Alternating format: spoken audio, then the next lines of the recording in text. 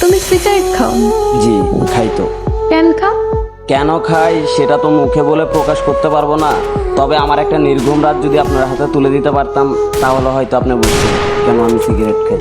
এখন থেকে আর কখনো সিগারেট খাবা না। কেন খাবো না? আমি বলছি তাই। কে আপনি? আর আমি আপনার কথাই বা কেন শুনবো? জানি না, আমি বলছি তাই শুনতে হবে। আপনি নিজেই তো নিজেকে ভালো করে জানেন না, আর আপনি আসতেন আমাকে শাসন করার জন্য। তুমি রাত যাবো? রাত জাগা পাখিরা রাত জাগবে, এটাই তো স্বাভাবিক। আজকে রাত থেকে ভালো ছেলের মতো তাড়াতাড়ি ঘুমিয়ে পড়বা। এই যে ম্যাডাম, 2-4টা ঘুমের ওষুধও আমাকে রাত জাগা থেকে বিরক্ত করতে পারে না, আর আপনার মুখের কথায় আমার রাত জাগা থেমে যাবে বললেই হলো। জি বললেই হবে। মুখের ওপর কথা বলবা, একদম মেরে সোজা বানিয়ে ফেলবো। আপনার কথা শুনে মনে হলো আমি একটা খেলার পুতুল, যেরকম নাচাবেন সেরকমই নাচবো। এত অবসর কেন তুমি? নিজেকে অগোছালো করে রাখতে ভালো লাগে তাই।